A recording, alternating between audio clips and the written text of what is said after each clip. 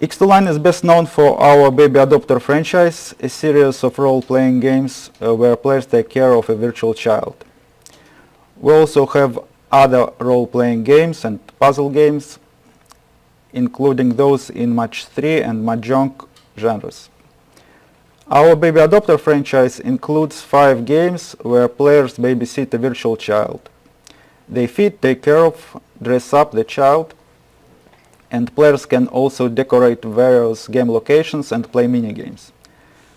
Our primary title, Baby Adopter, has over 3 million downloads on both Apple Store and Google Play Store each.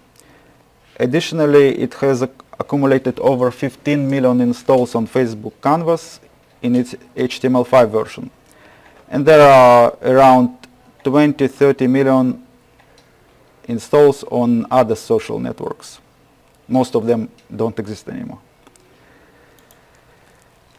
Here's our primary title called Baby Adopter on Google Play. It has more than 3 million downloads on Apple and Google Play each. As you can see on Google Play, it says 1M plus, 1 million plus. 1 million plus indicates that the game has between 1 and 5 million downloads. The progression on Google Play is 1, 5, 10, 50, and so on. Specifically, if you see a game with 10 M plus downloads, it means the game has anywhere from 10 to 49 million downloads. Here's another game on Google Play from X2Line also, which has above 1 million downloads, called Little Girl Magic, where the players take care of a 7-year-old girl.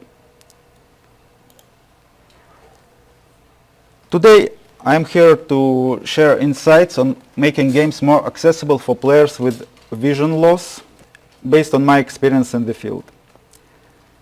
The goal of accessibility in gaming is to remove barriers preventing people from fully enjoying video games. We aim to create an environment where everyone can participate. This effort doesn't only assist players with disabilities, it also enriches the game experience for all by providing more ways to play. Accessibility involves designing, creating content, and choosing features that make our games more accessible to a wider audience. It's noteworthy that features designed for accessibility benefit not just individuals with disabilities, but are also widely used by others when available. With voiceover features on iPhone and talkback feature on Android devices, blind users can do nearly everything, from sending messages to taking selfies and sharing them on social media. The introduction of voiceover in iPhone 3 significantly changed the lives of people with vision loss. Now developers have the ability to use these accessibility features through APIs. However, it's important to point out that only a few popular games are fully optimized for people who use voiceover, making such games highly valued by blind or visually impaired players. Generally, these players are more loyal and engaging than usual, showing significantly higher retention rates and overall engagement than average. In this talk, I'll discuss both players with color blindness. Color blindness is when a person either doesn't see certain colors or he mixes certain shades, but other than that, his vision is okay. He sees everything. But I will cover color blindness, but the main focus of the talk, though, will be on adjusting game mechanics for players with significant vision loss and blind players. These adjustments can also benefit players, all players, not just people with vision loss or deficiencies. And overall, it may improve your game. Some tips may be more challenging to implement, and not all will fit every game. but many are straightforward and easy to incorporate. Here are some statistics. About 12 million Americans are colorblind, and worldwide 1 in 12 men and 1 in 200 women are colorblind. That works out to 360 million people worldwide who are colorblind. Approximately 6 million Americans have significant vision loss, and 1 million are blind. Relatively, it doesn't seem a big number, but objectively, 1 million people who are blind, it's a big number. It's like the size of a big city in the United States. Let's summarize the 5 key tips for designing with visually impaired players in mind. In tip number 1, I'll cover the designing for color blindness. Tip number 2, 3, 4, 5 are related to people with significant vision loss and blind people. Number 2 will cover external and in-game controls for games played on PC and mobile. Number 3 will cover simplifying screen exploration. Number 4 will cover simplifying navigation. And number 5 will cover implementing adaptive difficulty. The most important tips from this list are exploring the screen, it's number 3, and simplifying navigation.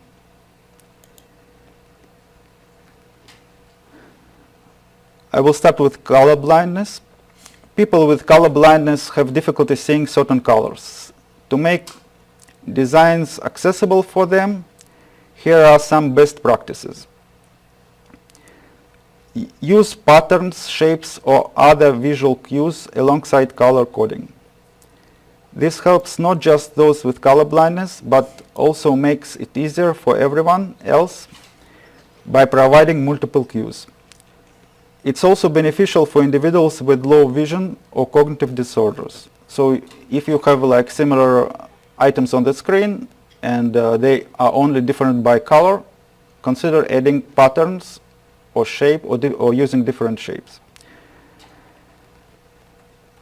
Also enhance the size and contrast of colors and include a legend for color-dependent tasks. When it involves color identification, stick to commonly recognized shades. Errors increase significantly with the use of less common shades like neon green paired with dark yellow or forest green with bright yellow. It's helpful to check your designs with color vision deficiency CVD simulators. Moreover, it's crucial to consider the needs of colorblind people at the start of design process. This approach avoids the need for later changes due to accessibility issues that pop out. CVD simulators are usually available online. You can Google color vision deficiency simulator, and it will apply filter for different types of color blindness.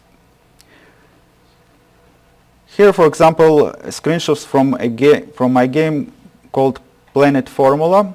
Viewed from the left side, it's original, and on the right side, it's as it viewed through a color blindness filter. It's a match 3 game. While on the right side you see while some colors may not be visible, the game remains playable thanks to different patterns added to the colors. That being said, I acknowledge that I could do a better job to enhance the contrast of the planets and improve the patterns to make the game even more accessible.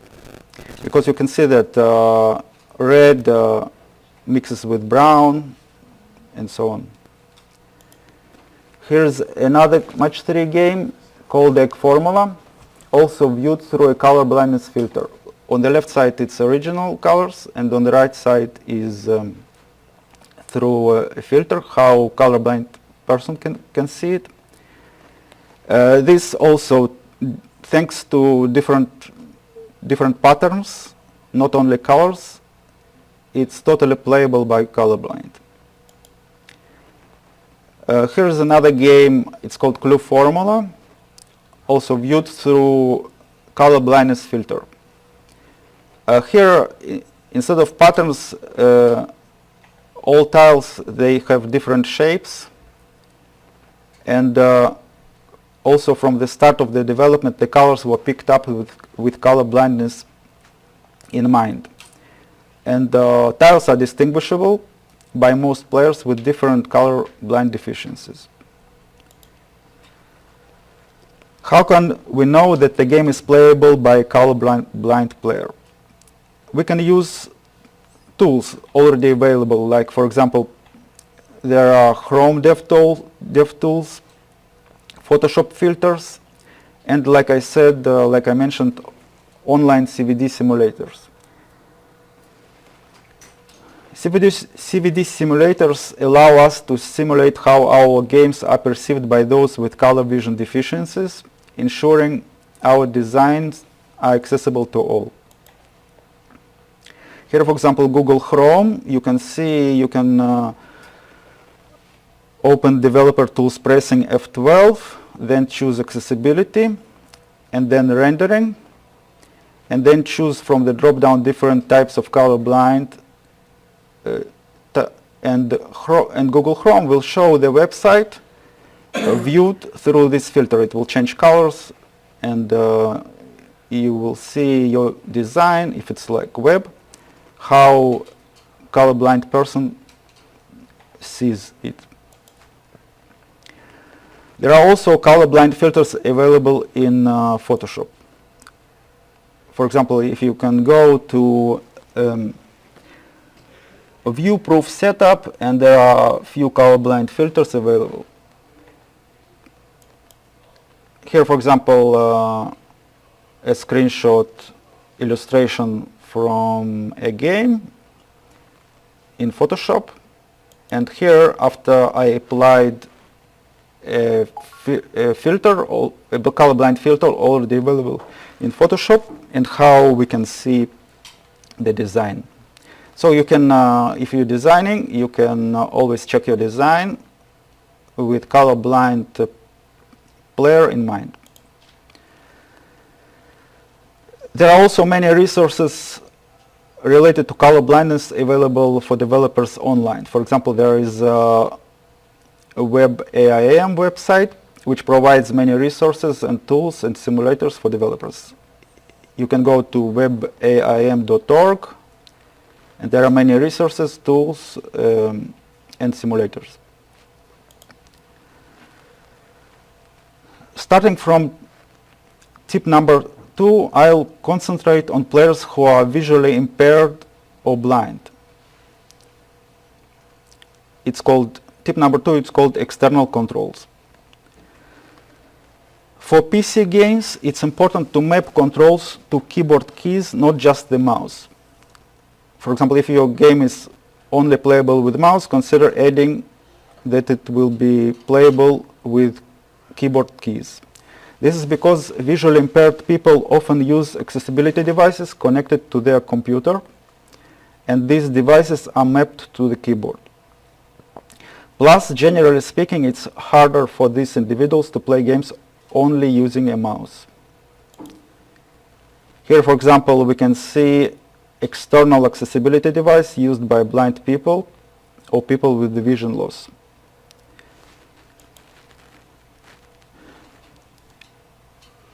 Considering players with vision loss, mobile games should be designed for one-hand play. If your game currently requires two hands, you might want to think about redesigning it for one-handed use. This is because blind players often find it difficult to coordinate both hands while also scanning the screen. Making your game one-hand friendly isn't just good for those with vision loss. It also helps people with other disabilities. It helps children who may only be able to use one hand to hold the device while playing, and with the second hand they play. It can help newcomers to gaming. Simplifying to one-handed play can lessen both cognitive and physical demands on all players. Everyone benefits from one-handed gameplay because it enhances mobility and flexibility. It makes gaming possible in a variety of situations where using both hands might not be feasible, like on crowded public transport or when one hand is needed for assistive devices. By focusing on one-handed play for mobile games, developers are encouraged to innovate in game design and the user interface. This leads to creative solutions. It doesn't only make games more accessible to people with disabilities, but also improve the overall experience for a broader audience.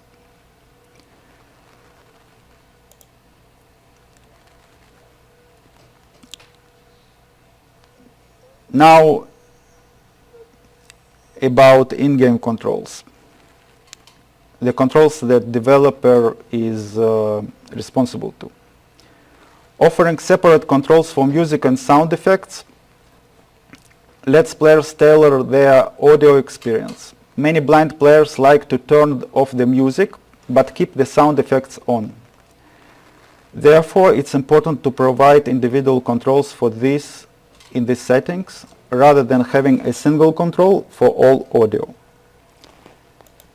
This, for example, we can see a fake screenshot where music and audio effect settings are two separate controls, instead of making just one control for all audio.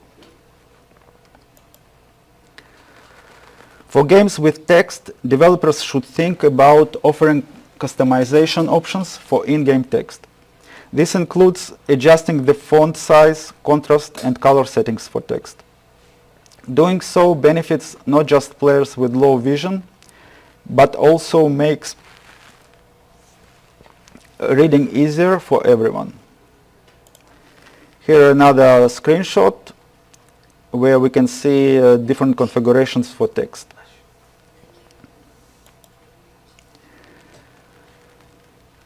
Also think about adding voice commands is another way to navigate menus and make selections. Any alerts, messages, or significant in-game events and changes should be narrated to the player. Because blind people or people with vision loss, they simply don't see changes that that normal players can easily see on the screen. Also include descriptive audio for games environments, character movements, and objects. Also using stereo can help players figure out where they are in the game world, making it easier to navigate and identify important elements just by sound. This approach isn't only helpful for visually impaired players, it benefits everyone. Also consider incorporating haptic feedback to confirm interactions or warn players of nearby objects or threats. This kind of tactile feedback is especially valuable for visually impaired players, offering direct and intuitive cues that enhance immersion and reaction in the game. This tip too, like all previous tips, is not just benefits visually impaired players, it benefits everyone.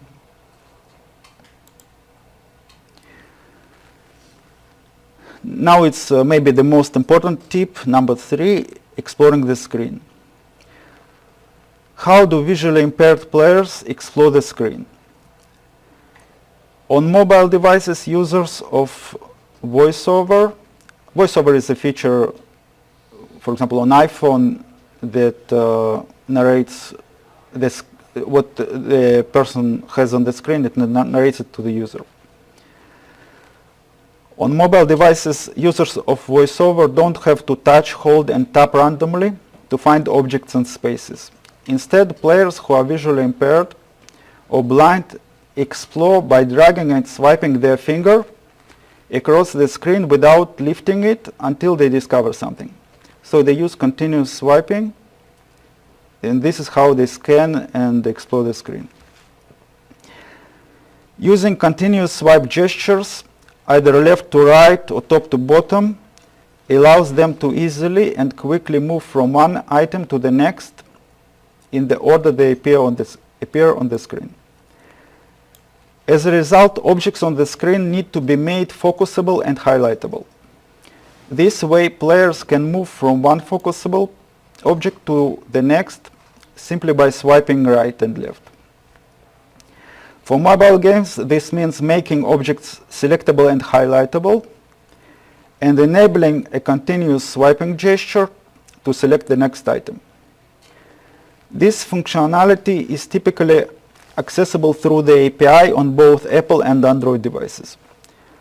From the perspective of a voiceover player, the key feature that determines if a game is playable for visually impaired players is the ability to explore the screen by making objects selectable and highlightable. This is the main factor that distinguishes whether a game is accessible to those with vision loss. So, to summarize, blind players and people with vision loss in voiceover mode, they swipe the screen without detaching the finger, and when every object on the screen is focusable, it's by what developer enables,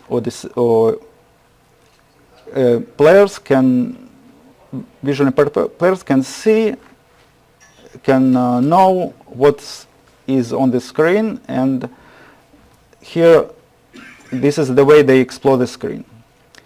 And this is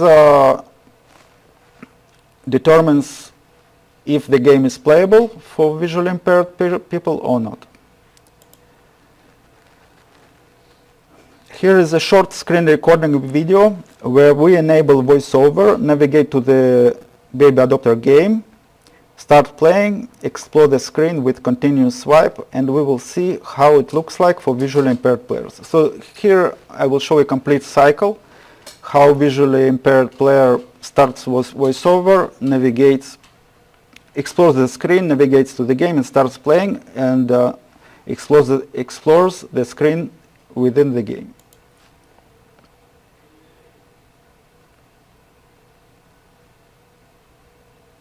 Here's going to settings, accessibility. It's on iPhone. Voiceover on, settings, voiceover, switch button, on. Double tap to toggle set, FaceTime. Double tap to open. Here the user went to settings, enabled voiceover. The voiceover starts narrating the screen to the user where it sees focusable elements. And here the user starts to explore the screen by swiping finger left to right, and when there is a focusable element, the voiceover will narrate it to the user.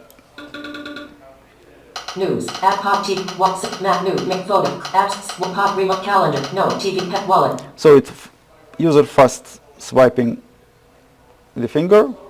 Settings, camera, settings, wallet, health.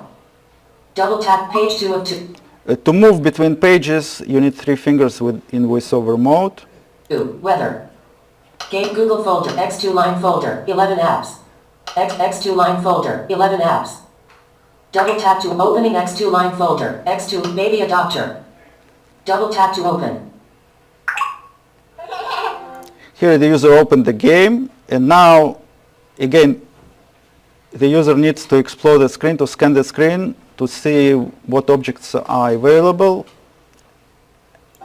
Baby, D99, cute white baby, strawberry carrot. Again, user just moves the finger, and if there is a focusable and selectable element, it will be narrated to the user. Baby, D9 last food, baby, D99, baby, last carrot, strawberry yogurt, yummy fact carrot, yummy factor, straw carrots, a tab bar, care, tab, egg more, egg map, baby room, care, tab, 2 of 5 selected, care, tab, 2 of 5 pacifier plus 5 points, that give a hug plus 1 pop. Again, user just swipes the finger, and since the objects are made focusable and selectable, they are narrated to the user. Take photo plus take photo pass potty watch that's it, give a hug, that's what potty pacifier plus 5 points, give a hug plus 5 points.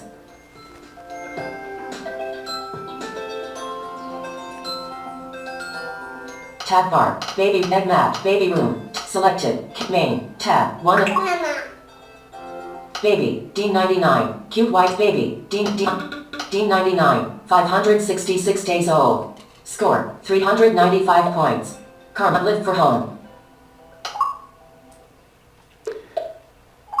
Closing next.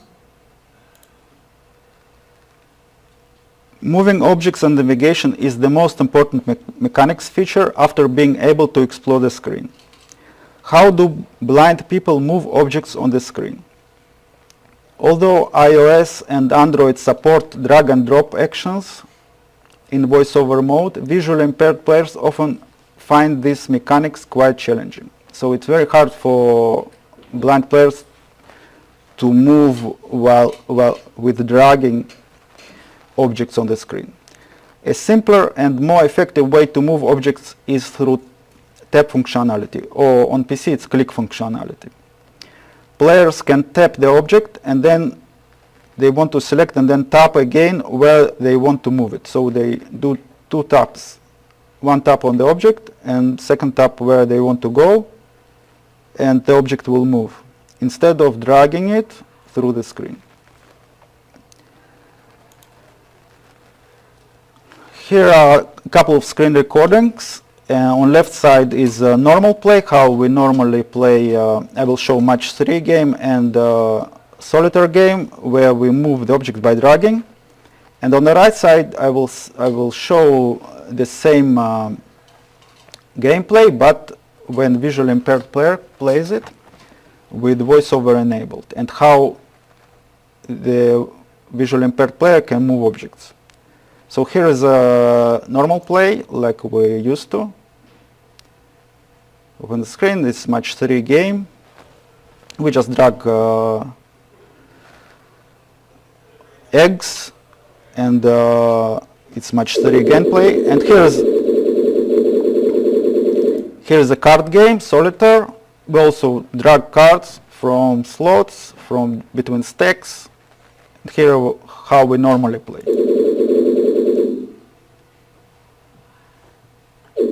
For example, we're dragging cards and so on, and move between stacks. And on the right side, I will show how a visually impaired player plays.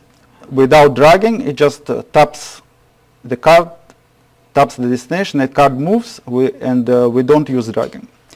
And both mechanics are enabled also for normal people. So normal people can drag and drop like usually, but they can also tap the card, tap destination, and the card will move to the destination.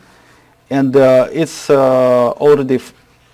also a faster gameplay for normal users.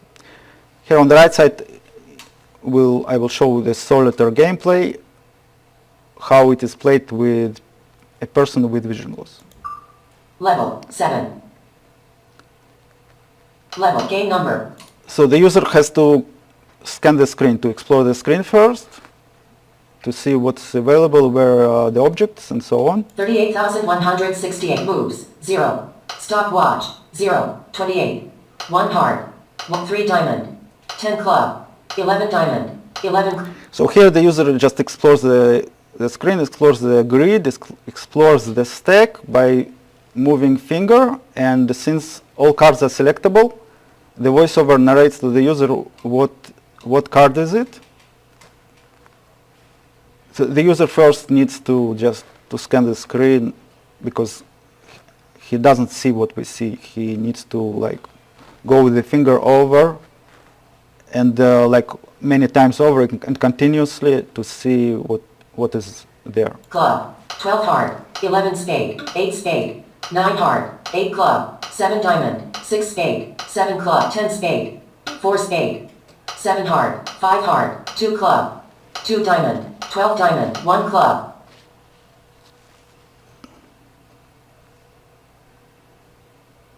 Two spade, free space 4, free space 4. Here the user tapped the card, tap the destination without dragging, and the card will go to the destination. 4 club. 4 club. Free stays 3. Free stays 3. 3 club. 3 club. Free stays 2. Free stays 2. 0 spade. 0 spade. 0 heart. 4 heart. 2 heart. Here again we're scanning the stack. 4 heart. 0 heart. 0 spade. 0 spade. Card stays spade. Card stays spade. And going by tapping the card, tapping destination. 0 heart. 0 heart. Card stays hard. Card stays hard. 4 spade. 7 heart. 5 heart. 2 club. 6 spade. 10 club. 3 diamond. 10 club. 3 diamond. 3 diamond. 4 spade. 4 spade. 3 diamond. Screen recording in progress.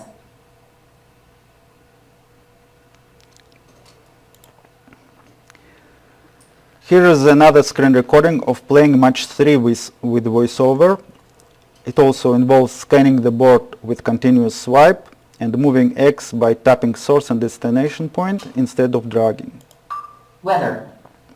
Games, Google Fold, X2 line folder, X2 line folder, 11 apps. Opening X, baby adopter. Baby adopter, white smoke egg with blue dot, red egg, with dark dot, egg with... Here we see a match 3 screen, and user also first has to scan the grid with swiping the finger continuously before he makes any light movement. green, pink egg, white smoke, egg with green and yellow stripes, egg with green and yellow stripe, red egg, with dark, red egg, with dark egg with green and yellow stripes, white smoke egg with blue dots, pink egg, with light green egg with dark pink egg, with 4 colored stripes, column 4, row 5, button, pink egg, with 4, white smoke egg with blue dot, white 3 points, 3 eggs. And here also, without dragging, player just taps the egg and taps where where she wants it to go, and the egg goes there. Light green egg with dark green dots. Column, light green egg with dark green dots. Red egg, with red egg, with dark dots. Light green egg with dark green dots. Column, light green egg with dark green dot. Red egg, with red egg, with dark, light green egg with dark green, light green egg with dark green dots. Column 5, red egg, with red, 3 points, 3 eggs. Red egg, with egg with green and white smoke egg with green, egg with red egg, pink egg, pink egg. Here is just scanning the grid.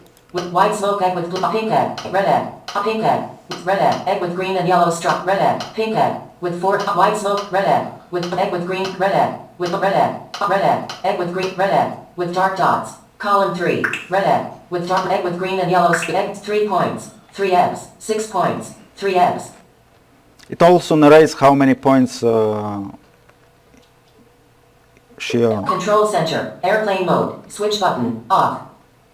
Selected, screen.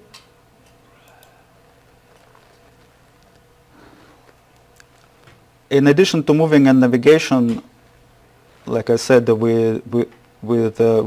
in addition to drag and drop, with adding click navigation, when tapping source and navigation, here are some more tips. For shooting and platform games, think about optionally changing the mechanics to direct players when to shoot or jump, similar to how pilots receive voice commands through a smart helmet. If your game relies on accelerometer, like moving the device to control on-screen objects, consider adapting these mechanics so they are not dependent on the accelerometer. This makes the game more accessible to players with vision loss. Hidden object games pose distinct challenges for visually impaired players. Providing sound indications and auditory cues for hidden objects can be very helpful, as visually impaired players might miss them without the ability to swipe directly to them. They need to explore to find these objects. Using stereo sounds also can indicate where the object is, to the right or to the left of the player or their character. Here is an illustration from Pulp Fiction. This Warm. Warmer. Disco. This works if you design a hidden object game to be playable by blind. You can just help the player navigate to the hidden object. Tip number 5 is adaptive difficulty levels. Consider including adaptive difficulty levels that adjust automatically based on how the player interacts with the game. For players with visual impairments, this could involve slowing down game speeds, extending reaction times, or simplifying puzzles, depending on their performance. This method ensures the game stays challenging but accessible. You can choose to adjust the difficulty levels automatically, which benefits all players, or alternatively, you can detect if the player is using voiceover mode, and if so, modify the game by changing speeds, increasing timer durations, and simplifying puzzles. Beyond these tips, it's important to involve visually impaired players in your testing process. Their feedback is crucial for identifying and removing barriers in your games. Start including visually impaired players early in the development stages. Their insights are key to spotting and addressing gaps in game design and usability. There's a known forum called Applevis. The address is applevis.com. The members of this forum are blind people or people with significant visual loss, and they discuss games and applications available on Apple Store and Google Play, and how to play them, what is missing, and so on. You can participate. You can just sign in and introduce yourself as a game developer and ask for feedback and and this is a very open community, and they like to help developers to make their game accessible to visually impaired or blind. Adopting these suggestions means taking a comprehensive approach to game design, where accessibility is considered right from the start, not as an afterthought. For instance, developers could design a game with rich descriptive audio, adaptive challenges, and interfaces that can be customized. Consistently gathering feedback from the visually impaired community during development helps ensure your game doesn't just meet accessibility standards, but surpasses them. Accessible features like screen exploration with continuous swipes, navigation with taps instead of dragging, and making items selectable and highlightable not only benefit visually impaired players, but also make your game ready for other platforms like smart TVs or consoles, which rely on similar navigation principles. In conclusion, designing with accessibility in mind is about empathy, building a loyal and engaged audience, and creating experiences that are beneficial for all. You have the opportunity to innovate and make gaming accessible to everyone. Thank you, and I look forward to your thoughts or questions. Thank you. All right, we have a microphone for questions. I'm going to bring it over to Anatoly's right. If anyone wants to line up and ask questions, do so, and I will actually ask the first couple, because this is something, James, could you untangle me? Something I have to deal with on my games on a regular basis. Untangle that earlier. I didn't think we'd have to go this far.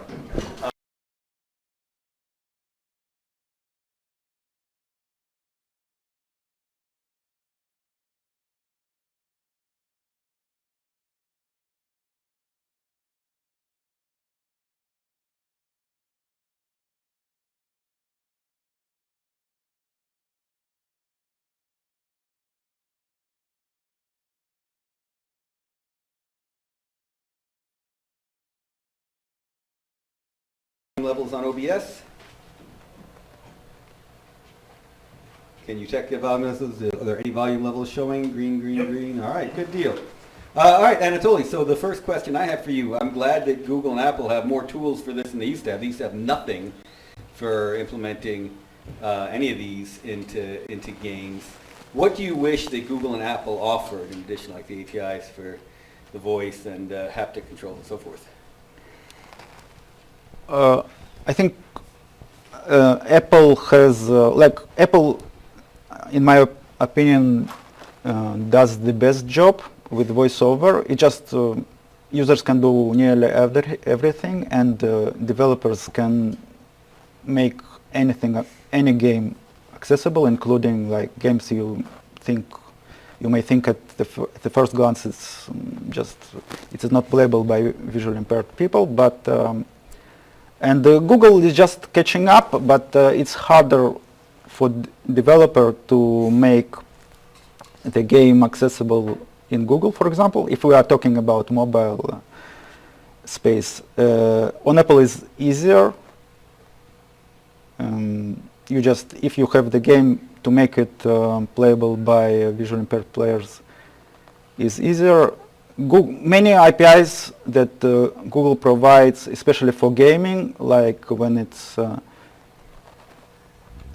drawing on the screen, it's much harder to make, for example, games like puzzle games, match 3 games, solitaire games, much harder to make accessible, in my opinion. Like Google has a space to improve there, I think. All right. The second question I had was best practices around your data files for the voiceover text. So for instance, when you were talking about the eggs, you were describing them 4 colored stripes, etc. Yes. But you're not saying like egg type 1, egg type 2, egg type 3. You're giving them a description of how it would look. Do you find that that is a better way for players to remember it and interact with the game than something more, what I would consider more easily memorable but less descriptive, like egg type 1, egg type 2? Yeah, if for example I did like egg type 1, egg type 2, it may be like faster for them to play, because it's like they know that there are, for example, 7 types, and they can distinguish them. But this way, when I describe them, it's like make the experience rich, because they imagine, they don't see it, but they imagine the grid like it's more colorful, and like they imagine in their mind. They use the term, for example, on forums like Applebee's, where blind players participate. They use the term see. I see this, I see that. They don't see it, but they, in their mind, they see it. Like when you add more description,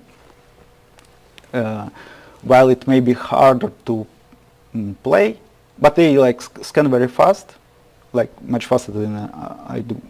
But like they see more, like their picture is more rich. Right. And my last question was exactly what you're talking about on how quickly they move their fingers. I've seen friends of mine with visual impairments work their screens, and they're moving very quickly. Is there ever issues with the mobile interface, the touch interface, on actually keeping up with them, or do you have to do anything special to ensure that it can go at their speed? Yeah, generally, if you have some descriptions, you want to make them like short, but they scan very quickly. They also can they choose the speed of the narration. They can make the narration to speak very quickly. For example, voiceover, when you enable or disable voiceover and talkback on Android, or voiceover on Apple, on Mac, they can choose the speed. They can make it that the voice talks very fast. All right, thank you. All right, next question. Just 2 quick ones. So you're free to play, but you're ad supported, correct? Yes. A little bit. Are you seeing, can you share anything of how you're doing on your soft income? And that's part of the question. The second one is I was curious, out of the millions downloads, do you have a fan base that you talk to, in a sense, on a not regular basis? I have a Clutter page, for instance, and I have a couple thousand people there. You know, maybe I get 20 to 30 to 40 messages a week. How is your engagement? How is your engagement is one question, and are you making, I don't need exact numbers or anything, I was just curious, are you making any significant soft income from the ads? And how long your million players, stay around, kind of a thing? Yeah, I have on Apple, Android, I have 3 and something on my primary title, and also there are other titles that have 100,000. I also have a paid game, which when players, it's just the same game, but it's just faster and has a little bit more features. So players who use my free game, some of them, they pay $5.99 and they download and play, but it's without ads, without. I'm going to switch the question a little. So you have a full-time job, correct? It's full-time job. Yeah. Is this the full-time job, or Yes. do you have another job that's No. full-time? This is my full-time job. When did you stop being full-time at your other job? When I started, I stopped my previous job.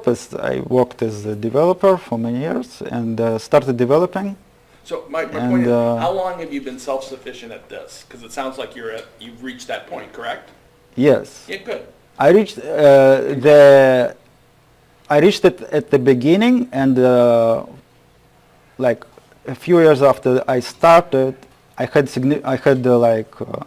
very good income, much more than I earned as a developer, Good, like in good, companies. Congratulations. Now it's less, but still I But can. you're still doing okay, and you're Yeah. surviving this way. Yeah. Good. So the second question was just, I guess, what percentage of your day do you communicate with your fan base? Yeah, I have some players that are very loyal, especially the most loyal players are blind and visually impaired players, and I have a community that following, and also I have players who play like for many years, for 6-7 years continuously, because it's like baby carrying game is like an endless game, Sure. and you also need to come back every day to take care of a child. It's responsible. You need to be responsible, and this is type of games that players come back. I have like in terms of I look at retention, like D1 retention, how many players come back on the second I'm more day. interested in how many engage with you that take up some of your time.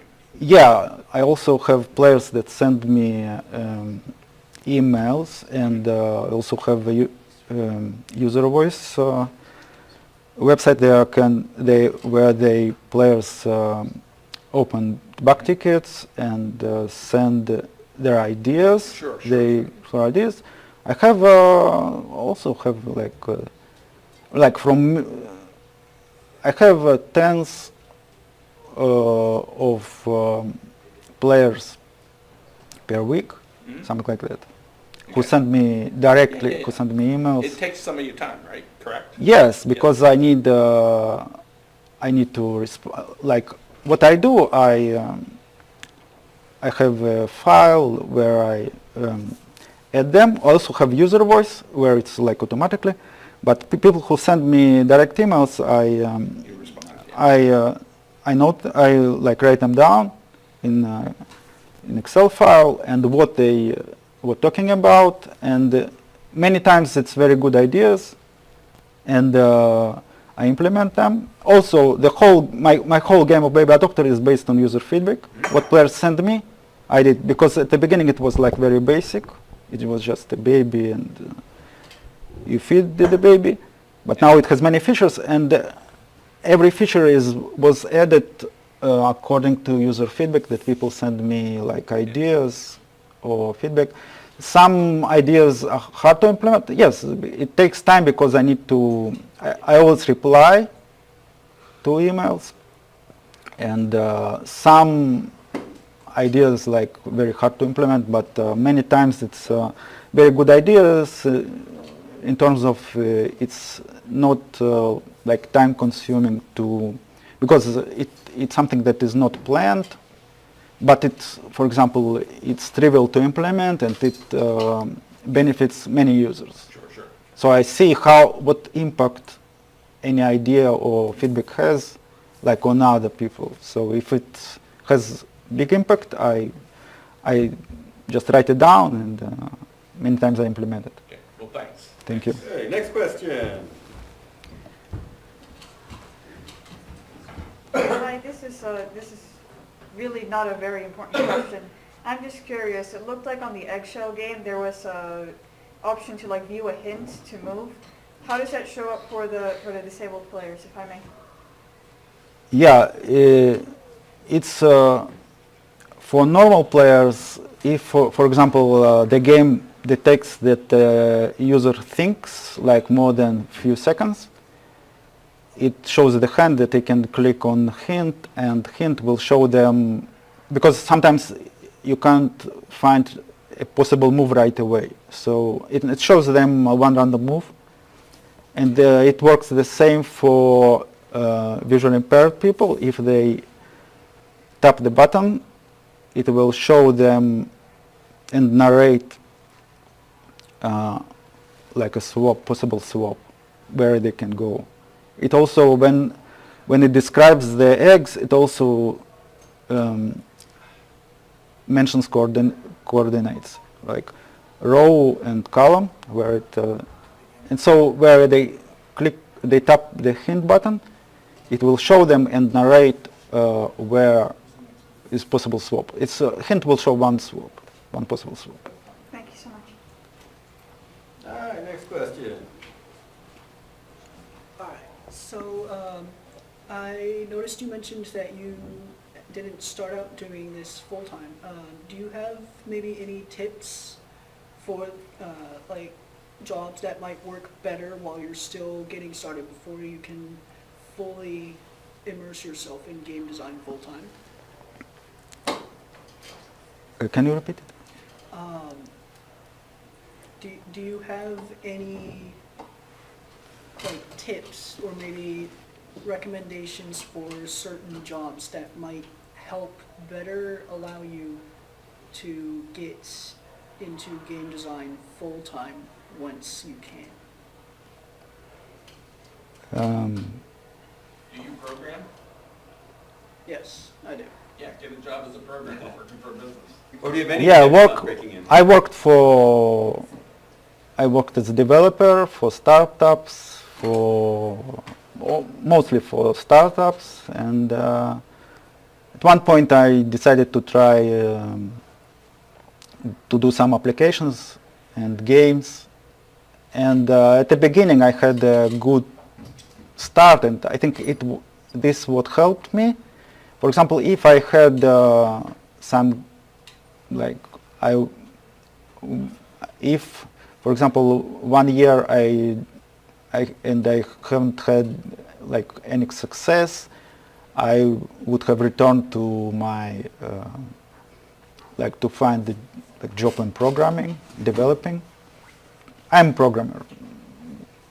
So if you are a programmer, you can just, in your spare time, if you have, try to do some application or game if you have an idea, and to see how it goes, to receive feedback. If it goes well, you can try to earn money from that, and if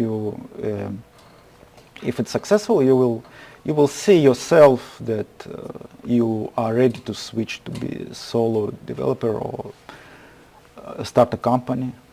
Yeah, our last session of the day today is how to make it as a programmer, how to break in as a game programmer. All right, last question? Yeah. Right, just talking to the Perfect. Hello. So I guess I have a comment and a question. So my comment is, as a visually impaired person, it's really nice to hear that someone's actually putting some effort into making games more accessible, since it's really hard to find a game you can actually play on a device that uses something like TalkBack or something like that. So it's really good to hear someone's actually putting some effort into it. My question would be, do you primarily make games for mobile devices, or do you also make games for computers, like PC? My games are, right now, they are mostly mobile first. Like, they are also available like on Mac, on PC. But it's like, you can categorize them as mobile first. Okay, that was it. Thank you. Thank you. All right, Anatoly, thank you very much. Thank you.